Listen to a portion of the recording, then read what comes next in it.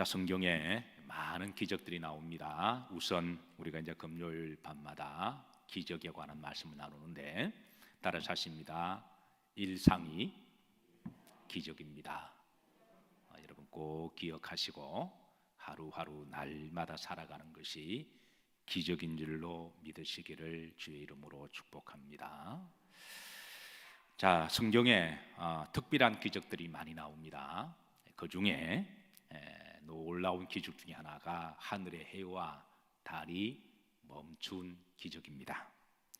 자, 어떤 분들은 너무 놀라운 기적이어서 아마 믿지 않는 사람들은 황당하다고 생각할 정도로 어떻게 하늘의 태양이 멈추고 또 달이 멈출까 그렇게 놀라워하시는 분도 계시는데요. 근데 여러분 성경에는 이것보다 더 놀라운 기적들이 많습니다. 창세기 1장 1절에 보시면 따라서 하십니다. 태초에 하나님이 천지를 창조하시니라. 해, 달 멈추는 것보다도 태초에 하나님이 천지를 창조하신 기적들이 더 놀랍고 위대한 기적들이에요. 그래서 우리가 사실 성경을 믿는다라고 우리가 고백할 때에 창세기 1장 1절만 믿으면 사실 하늘의 해와 달이 잠시 멈춘 것도 못 믿을 이유가 하나도 없습니다. 사랑하는 성도 여러분, 하나님의 각종 기적을 우리가 전적으로 신뢰하시고 하나님이 또 필요하시면 여러분 여정 가운데 기적을 행하시기를 축복합니다. 자, 오늘 본문 배경 말씀을 먼저 좀 알 필요가 있습니다. 오늘 본문 배경은 1절입니다. 자, 1절 다 같이 합독하십니다. 그때에 여호수아가 아이를 빼앗아 진멸하되 여리고와 그 왕에게 행한 것 같이 아이와 그 왕에게 행한 것과 또 기본 주민이 이스라엘과 화친하여 그 중에 이 탐을 예루살렘 왕 아도니세덱이 듣고. 자, 하늘의 해와 달이 멈춘 기적의 배경을 우리가 좀 알 필요가 있습니다. 그런데 이런 배경 속에서도 하나님이 기적을 행하시구나 우리가 알게 되면 또 은혜가 되는데요. 우선 자, 여호수아와 이스라엘 백성들이 아이성과의 전투에서 승리했다고 하는 소식이 가나안 땅에 쫙 퍼집니다. 소문이 가나안 이방 족속들에게 퍼지게 되자, 자, 그동안 이스라엘 백성들의 그 진로를 보면 여리고 성을 정복하고 그다음 아이 성을 정복하면서 그리고 베델 지역을 점령하면서 가나안 땅에 이제 중앙부로 점점 들어올 때입니다. 그래서 좀 이제 파죽지세로 이렇게 중앙 정부로 들어오게 되자 가나안 땅이 이미 불법적으로 점유하고 있는 이방 족속들이, 원래 그 땅은 여러분 하나님 땅입니다. 하나님이 아브라함에게 주신 땅입니다. 그런데 아브라함의 그 후손 야곱이 잠시 애굽에 가서 있는 430년 동안에 이방 족속들이 불법적으로 가나안 땅을 점유하고 있었기 때문에 원래 그 땅은 누구 땅이다? 아브라함의 땅이요 또 하나님이 주신 땅입니다. 우리가 그거를 우리가 전제를 하고 우리가 좀 알 필요가 있습니다. 그래서 우리가 흔히 이제 그냥 빈말로 가나안 원주민의 땅이다 이렇게 말씀하는 분들도 들어 계세요. 아마 그 습관적으로 그렇게 말씀하셔서 하는 것 같아요. 근데 원주민은 원래 주인이 원주민이잖아요. 근데 원래 주인은 가나안 땅은 누구 거다? 하나님 겁니다.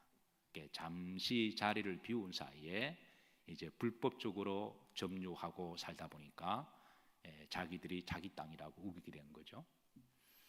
감리교 신학대학을 다닐 때에 이제 우리 감리교 신학대학 그 땅 옆에 이렇게 국가 소유주 땅이 있었어요. 근데 그 언제부터인지 몰라도 그게 사람들이 살기 시작하면서, 그래서 그게 한 40년 정도 이렇게 살면서 그 사람들이 자기들 땅이라고 우기 시작하면서 그때 이제 그 땅 문제를 가지고 서울시와 그 주민들과 이렇게 이제 법정의 시비가 그렇게 붙었습니다. 원래 누구 땅인가요? 서울시 땅이죠.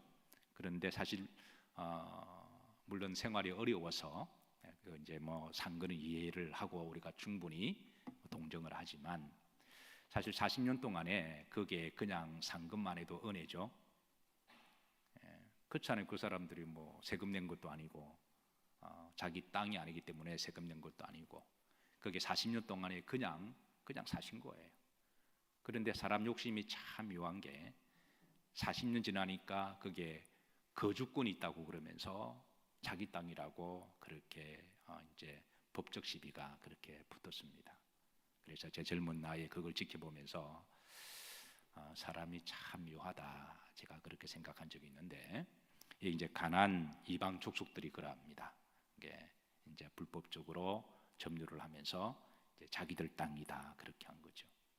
어쨌든 하나님이 그 땅을 다시 찾게 하시는데요. 그래서 이제 가는 곳마다 승리를 하니까 그 이제 가나안의 이방 족속들이 이제 긴장하고 두려워하면서 그 가운데 기브온 족속이라고 하는 기브온 족속이 이제 여호수아와 이스라엘 백성들에게 화친 조약을 맺습니다. 보니까 저 민족이 하나님이 함께 하시고 그리고 전쟁할 때마다 승리하니까 그래서 이제 화친 조약을 했는데요. 자, 1절 중간절에 보시면 기브온 주민이 이스라엘과 화친하여 그랬습니다. 자, 그 소식이 가나안에 있는 이방 족속들에게 이렇게 소문이 쫙 퍼지게 되자 그 당시 예루살렘 지형을 점령하고 있던 아도니세덱이 이 말을 듣습니다. 그래서 이 말을 듣고 자 2절입니다. 2절 다 같이 합독하십니다. 크게 두려워하였으니 이는 기브온은 왕도와 같은 큰 성임이요 아이보다 크고 그 사람들은 다 강함이라. 크게 두려워한 것은 이게 아도니세덱이 크게 두려워했다는 거죠. 이게 아도니세덱이 크게 두려워한 이유는 기브온이라고 하는 그 족속도 강한 족속들이고 싸움을 잘하는 족속들입니다. 그리고 기브온도 성을 가지고 있는데 그 성도 튼튼한 성이고 그리고 기브온 왕도 강한 왕이었는데 그래서 그 정도 기브온의 그 족속이 항복할 정도면 이제 두려움을 가졌던 거죠.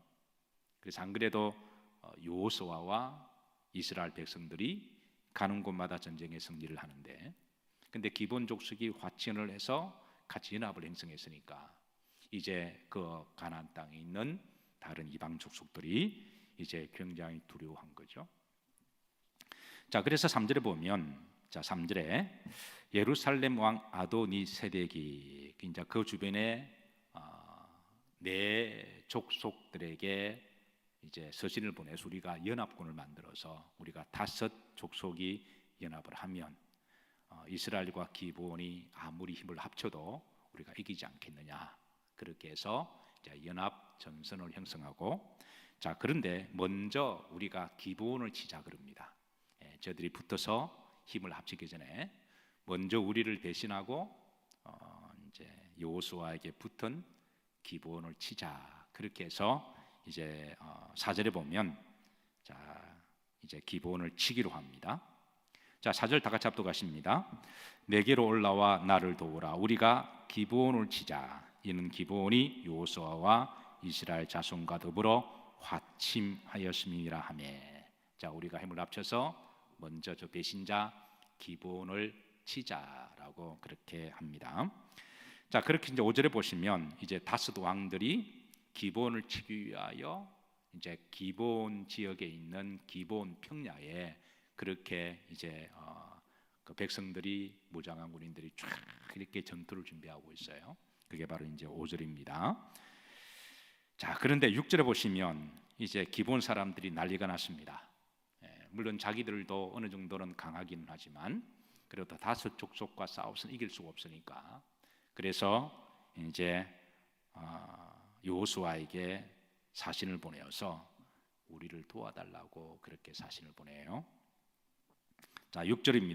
다 같이 합독합니다. 기브온 사람들이 길갈 진영에 사람을 보내어 여호수아에게 전하되 당신의 종들 돕기를 더디게 하지 마시고 속히 우리에게 올라와 우리를 구하소서. 산지에 거주하는 아무리 사람의 왕들이 다 모여 우리를 치나이다 하며. 그래서 이제 기본 족속이 여호수아에게 이제 도와달라고 그렇게 이제 요청을 하죠. 자, 그런데 이 기본 족속이 여호수아에게 도와달라고 한 근거가 있습니다. 우리가 9장 말씀을 보면 조약을 맺었어요. 기본 족속이 여호수아와 이스라엘 백성들 사이에 조약을 맺었는데, 그때 조약을 맺을 때에 하나님 이름으로 맹세하라라고 요청을 합니다. 기본 사람이 여호수아에게 우리가 서로 화친하자. 그런데 하나님 이름으로 맹세해라 그렇게 요구해서 여호수아가 하나님 이름으로 맹세를 해요. 자, 그런데 지나고 보니까 기본 족속이 여호수아를 속인 겁니다. 하나님 이름으로 약속을 하고 맹세를 하고 난 다음에 며칠 지나고 난 다음에 알고 보니까, 우리가 약속이라고 하는 것은 서로가 공정하게 그 약속의 내용을 알고 서로가 동의할 때 약속이 성립이 되는 거잖아요. 우리가 집을 사고 팔 때도 서로에 대한 모든 정보를 다 공유를 하고 모든 조건이 서로 맞을 때 그게 집을 사고 파는 거래가 이루어지잖아요. 그렇지 않은가요? 예. 그런데 기본 족속이 속인 거예요. 그 화친을 맺는 그 과정 중에 속였고 여호수아는 분별하지 못했습니다. 9장에 보면 이 문제 가지고 이제 이스라엘이 한번 또 뒤집어져요. 근데 결국은 이 화친을 맺자고 하는 것 자체가 너무 좋아서 가나안 땅 갔는데, 항복하고 화친을 맺자 그러니까 너무 좋은 나머지 여호수아가 믿음으로 분별을 하지 못하는 게 문제였습니다. 여러분, 아무리 좋은 일이 있어도 하나님께 나와서 먼저 기도하시기를 주의 이름으로 축복합니다. 특별히 좋은 일이 있을 때 너무 흥분하고 너무 쉽게 결정하지 마시고 잠깐 시간을 가지시고 먼저 하나님께 보고하시고, 그리고 말씀 들으시고, 그리고 기도하시고 그렇게 결정하셔도 늦지가 않습니다. 어쨌든 그때는 이제 뭐 기본 족속이 항복해서 한다 그러니까 너무 좋아서 이제 약속을 했는데, 하나님 이름으로 맹세도 했는데 지나고 보니까 그게 속인 거예요. 그래 거짓 약속이었습니다. 자, 어쨌든 기본 사람들이 당신들이 약속을 했으니까 우리가 지금 어려움을 당하니까 도와달라고 이렇게 요구를 한 거예요. 사실 여호수아가 약속을 했기 때문에 도와주는 것은 맞는 일인데, 이제 여기에 여호수아의 고민과 갈등이 있습니다. 이 전쟁이라고 하는 것은 그냥 이사 가는 게 아니니까 전쟁에 지면 다 죽을 수가 있잖아요. 그래서 거짓 약속을 했기 때문에 이걸 얼마든지 한 발을 빼도 괜찮기는 해요. 당신 우리를 처음부터 속여서 약속을 했기 때문에 이거는 무효다라고 할 수가 있는데, 그런데 결국은 여호수아가 그 약속을 지킵니다. 왜냐하면 그 약속은 어떻든 간에 누구 이름으로 한 것이다? 하나님 이름으로 맹세를 하고 약속을 한 것이기 때문에 자기가 엄청난 위험과 손해가 있을 줄 알면도 불구하고 약속을 고민하다가 지키게 돼요. 사실 우리가 이 부분에 대해서 여호수아가 좀 분별을 가지고 했으면 얼마나 좋았을까라고 하는 그런 아쉬움도 있어요. 자, 우리가 살아가다 보면 세상에는 속이는 사람도 많고 속는 사람도 많습니다. 속이는 사람도 많고 속는 사람도 많습니다. 사실 우리가 한평생을 살아가면서 남을 속이지 않고 정직하게 신실하게 살아가는 것이 저는 복인 줄로 믿습니다. 우리가 인생을 살아가면서 남에게 거짓말하지 않고 정말 신실하게 정직하게 속이지 않고 그렇게 살아갈 수 있는 게 여러분 복입니다. 그리고 남에게 속지 않고 살아가는 것도 저는 복이라고 믿습니다. 근데 역으로 보면 어떻게 사는 게 너무 힘들고 다급하고 어렵다 보니까 의외로 자기가 다급하면 남을 속이는 사람들은 의외로 안면 상물소하고 그런 사람들이 들어있죠. 그리고 또 어떤 경우는 또 속기도 하는데요. 한때 우리나라에 물건을 살 때 꼭 하는 질문이 있습니다. 지금은 많이 정찰제가 되어서 우리나라가 또 좀 잘 살게 되면서 이런 부분은 많이 좀 없어졌지만 첫 번째 질문이 물건을 살 때 이게 진짜입니까? 꼭 물어보죠. 이거 진짜예요? 그러면 물건을 파는 사람은 저는 가짜라고 말하는 사람 아무도 본 적이 없어요. 가짜입니다 그렇게 말하지 않습니다. 진짜다 말하죠. 진짜다 그래요. 그럼 두 번째 하는 질문이 뭐예요? 깎아주세요. 그러면 물건 파는 사람이 깎아줘요 안 깎아줘요? 대부분 깎아줍니다. 그러면 기분 좋게 사요. 여기 이제 구매자의 심리가 있는데요. 진짜를 싸게 산다고 하는 기분 때문에 한 개 살 걸 두 개 사고 세 개 사고 그렇게 사기도 합니다만은, 그런데 여러분 진짜라면 깎을 수가 없습니다. 그렇잖아요?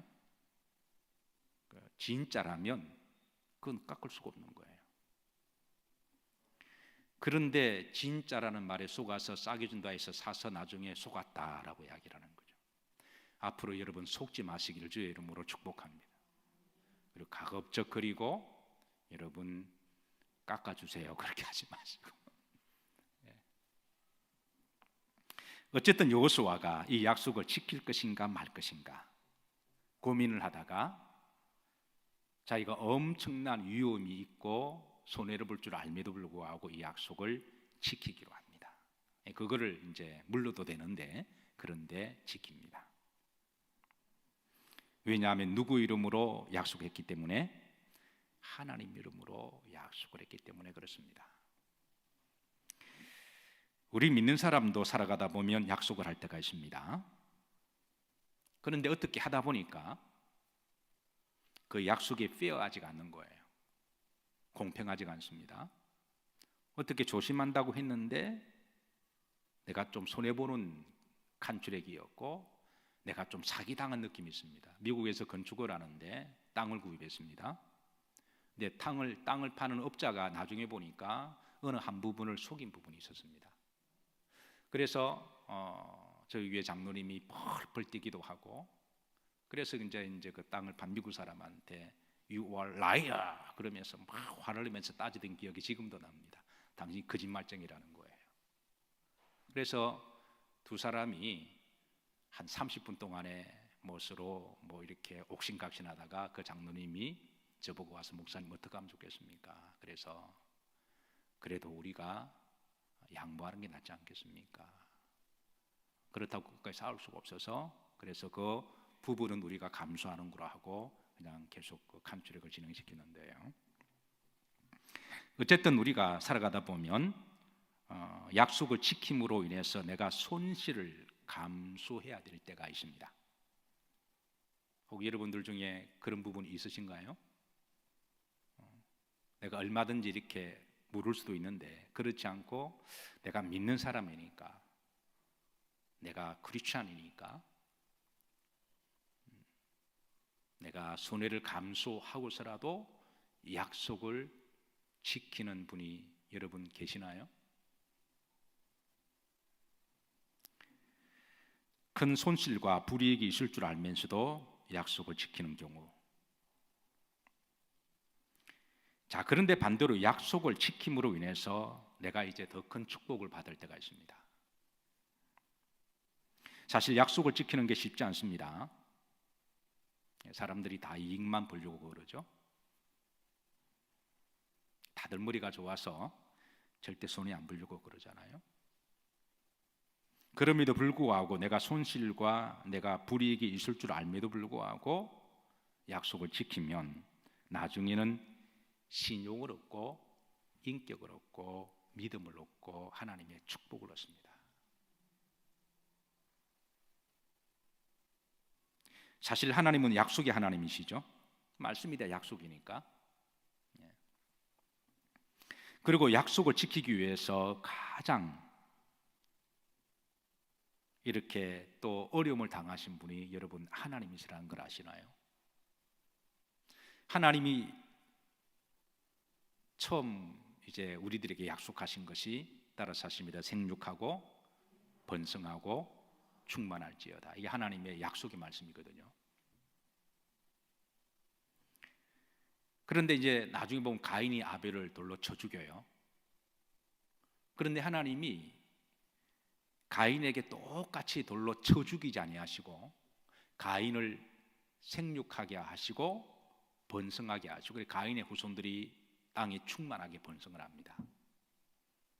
왜 하나님은 가인이 행한 대로 갚아주지 아니하시고 가인을 생육하게 하셨을까요? 그건 하나님이 이미 전에 약속한 말씀을 하나님이 지키시기 때문에 그러신 거예요. 그래서 하나님은 가인을 살려주시고 용서하십니다. 그건 우리도 마찬가지입니다. 우리도 하나님 앞에 우리가 때는 죄를 범하기도 하고 또 이렇게 은밀하게 또 불신앙적인 것도 있지만 하나님이 그런 것들을 우리들을 따지지 아니하시고 용서하시고 축복하시는 것은 하나님이 이미 우리에게 주신 약속 때문에 하나님은 우리를 지키시고 보호하십니다. 사실 하나님은 알면서도 속아주시는 거죠. 이 알면서도 속아주시고 또 하나님 우리에게 악인들에게도 비주시고 선인에게도 비주시는 것은 악인들이 잘해서 비와 햇빛을 주시는 게 아니라 그건 하나님의 보편적 약속이기 때문에 하나님 그런 약속을 하시는 거죠. 그리고 우리는 그 혜택을 날마다 누리고 살아가고 있습니다. 어쨌든 우리 그리스도인들도 하나님의 속성을 닮아서 약속을 귀히 여기는 마음을 가지고 있어야 될 줄로 믿습니다. 오늘 여호수아가 기본 사람들에게 내가 속았음에도 불구하고 하나님 이름으로 약속했으니까 내가 좀 불이익을 당하더라도 손해보더라도 약속을 지키는 그 신실한 마음이 나중에 하나님이 더 복되게 하세요. 신용을 얻게 하시고 나중에는 더 큰 걸 하나님이 복 주시기도 하시는데요. 그래서 이제 건축할 때 이제 우리에게 조금 속인, 그렇다고 뭐 크게 속인 거는 아닌데 미국서 그 땅 파는 사람이 약간 속인 것이 이제 우리가 그냥 지나가니까 나중에 미안해서 그 사람이 또 크게 또 뭔가 또 봉사를 하신 게 있습니다. 어쨌든 여호수아가 하나님 이름으로 약속을 지키기로 합니다. 어쨌든 사랑하는 성도 여러분, 약속을 귀히 여기시고 또 때로는 내가 좀 손해보고 불이익을 당하더라도 할 수만 있으시면 잘 지키시기를 주의 이름으로 축복합니다. 우리가 살면서 손해를 하나도 조금도 안 보고 살아갈 수는 없거든요. 살아가다 보면 손해볼 수도 있는 거고 또 당할 수도 있는 거니까. 자, 7절입니다. 자, 그런데 이제 약속을 지키기로 하고 도와주기로 하는데요. 7절에서 한 가지 이상한 여호수아의 행동이 나와요. 한번 찾아보세요. 자, 합독합니다. 여호수아가 모든 군사와 용사를 더불어 어디에서 올라가리라? 길갈에서 올라가니라 그랬습니다. 자, 이상한 점 없나요? 아마 여러분들은 찾지 못할 겁니다. 그건 왜냐하면 지형을 몰라서 그래요. 지금 이제 다섯 족속이 전쟁하고자 하고 모인 곳이 기브온 평야인데, 그래서 여호수아가 군사들을 데리고 기브온 평야로 가야 되는 게 맞는 건데 이 길갈이라고 하는 곳은 정반대 방향에 있거든요. 그러니까 꼭 보기에 따라서 전쟁이 무서워서 도망가는 것과 같은 그런 방향입니다. 정반대 방향으로 가요. 기본 족속이 볼 때는 지금 자기 평야로 빨리 와서 도와줘야 되는데 정반대 길갈로 간 거거든요. 자, 그런데 왜 여호수아가 그 기브온 평야로 가지 않고 길갈로 갔을까요? 가나안 초기만 하더라도 하나님께 드리는 제단이 길갈에 있었기 때문에 그렇습니다. 자, 여호수아가 요단강을 건너고 난 다음에 가나안 땅에 첫 발을 딛고 그때 하나님 앞에 12비석을 세워서 기념 제단을 샀습니다. 그래서 한동안은 그곳이 하나님께 예배 주소가 되고 기도 주소가 되고, 그래서 어떤 일이 있으면 그곳에 가서 하나님 앞에 예배드리고 하나님의 기적을 다시 한번 떠올리고, 요단강을 건넜던 기적을 떠올리고 또 하나님을 체험했던 바로 그런 언약의 장소입니다. 그래서 여호수아가 온 병사들을, 이스라엘 백성들을 이제 다 데리고 먼저 간 곳은 바로 길갈 하나님의 제단이 있는 곳으로 먼저 가서 하나님 앞에 뜨겁게 예배드리고, 그리고 간절하게 하나님 앞에 기도하기 위해서 그곳에 간 거예요. 사랑하는 성도 여러분, 이곳이 저는 여러분들의 길갈이 되기를 주의 이름으로 축복합니다. 좋은 일이 있을 때마다, 여러분 하나님께 축복을 받을 때마다 먼저 거기에 너무 흥분되고 너무 좋아서 그 어떤 축가 잔치를 여는 것은 조금 미루시고 먼저 하나님께 나와서 하나님께 감사의 제단을 쌓으시기를 주의 이름으로 축복합니다. 그래야 저 성도는 이 축복이 나에게 나간 것을 아는 성도구나, 그렇게 하셔서 하나님이 그 다음에 또 축복을 주세요. 그런데 하나님이 축복을 하시는데 그게 이제 자기 힘으로 자기가 잘해서 축복을 받은 거로 생각하고 하나님께 감사의 예배를 드리지 않으면 하나님이 더 이상 감사할 일을 주실 일이 없으신 거죠. 그리고 반대로 여러분 두렵고 무섭고 힘들 때도 주 외전에 오시기를 주의 이름으로 축복합니다. 지금 여호수아가 지금 이제 다섯 족속과 전쟁을 해서 이 전쟁에 지면 여러 사람들이 죽을 수도 있는 거죠. 자, 8절입니다. 자, 가서 하나님께 뜨겁게 예배드리고 그리고 간절하게 기도하고, 그렇게 하고 나서 8절입니다. 자, 이게 이제 여호수아 대신에 여러분 이름을 넣어서 믿음으로 크게 고백합니다. 그때 여호와께서 기만세에게 이르시되 그들을 두려워하지 말라. 내가 그들을 내 손에 넘겨주었으니 그들 중에서 한 사람도 너를 당할 자가 없으리라 하시니라. 이 말씀을 받았습니다. 하나님이 길갈에서 뜨겁게 예배를 드리고 간절하게 애통하게 기도하는 그 기도를 들으시고 하나님 주신 말씀입니다. 첫 번째, 그들을 두려워하지 마라. 그들을 두려워하지 마라. 두 번째는 내가 그들을 내 손에 넘겼다. 이 말은 하나님이 역사하신다라는 말씀이잖아요. 여호수아는 이 하나님의 말씀을 받고 담대하게 이제 기드온 평지로 나아갑니다. 그 다섯 족속들이 모여 있는 그 기드온 평지로 담대하게 나아갑니다. 그리고 이제 전쟁 중에 예상치 못한 놀라운 기적이 일어나요. 그 부분은 이제 다음 주에 우리가 말씀을 함께 나누도록 하겠습니다. 말씀을 정리합니다. 자, 기도 제목을 읽어주세요. 자, 기도 제목 7가지를 오늘 이 말씀 붙들고 기도하는데요. 자, 첫 번째, 다 같이 합독합니다. 속이는 자와 약속을 조심하게 하옵소서. 여러분, 세상에 속이는 사람들이 참말, 특히 사업하시는 분들 정말 기도만 하셔야 됩니다. 한순간에 훅 갈 수가 있습니다. 속이는 자 여러분 잘 분별하시고 가급적 속지 마세요. 하나님께 와서 미리 기도하시고, 제가 아는 집사님이 계십니다. 이제 그분이 일찍 혼자 과부가 되셨습니다. 40대 초반에 과부가 되셨으니까 자식은 3명이고 그러니까 혼자 살아가기 얼마나 힘들까요? 근데 그 남편이 이제 좀 집안이 부유한 집안이고 또 장교 출신이고 그래서 또 장남이고 재산을 좀 꽤 많이 물려받은 분이에요. 저희 큰 누님 이야기입니다. 네. 그런데 이제 이뻐요, 큰 누님이. 참고로 굉장히 이쁩니다. 키가 좀 작아서 그렇지.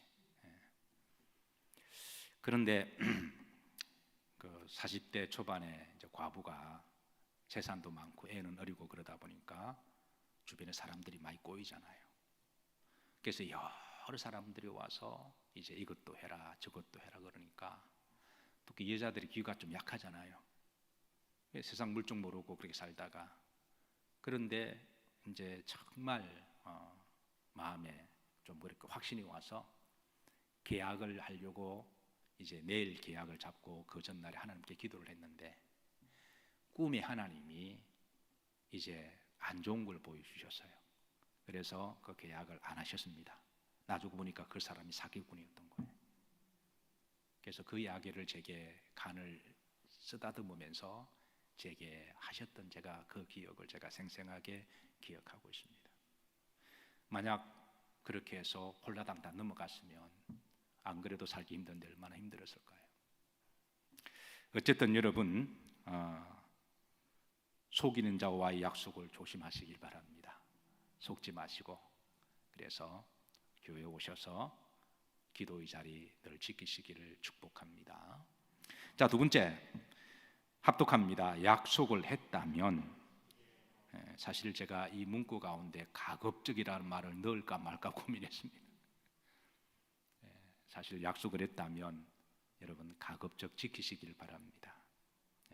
참 이게 내가 손해볼 줄 알면서도 내가 불이익을 당할 줄 알면서도 약속을 했다면 여러분 좀 감수하더라도 여호수아처럼 그렇게 지키면 하나님이 때가 되시면 더 좋게 하실 거예요. 자, 세 번째입니다. 합독합니다. 영적인 전쟁이 있을 때 전쟁터로 나아가기 전에 먼저 길갈 주님의 제단에 나오셔서 예배 드리시고 기도하게 하옵소서. 네 번째입니다. 하나님과의 약속을 귀히 여기시고 하나님과의 약속을 지키게 하옵소서. 우리가 사람과 약속을 지켜도 좋은 일이 있을 텐데 하나님과 약속을 귀히 여기시고 하나님께 약속과 서원을 했다면 여러분 가급적 지키시길 바랍니다. 다섯 번째, 하나님의 기적을 사모하게 하옵소서. 여섯 번째, 거룩한 여정에서 회복과 추수의 열매가 많이 맺히게 하옵소서. 일곱 번째, 중보영을 주셔서 애통함으로 중보기도 하게 하옵소서. 아멘. 오늘 7가지 놓고 기도합니다.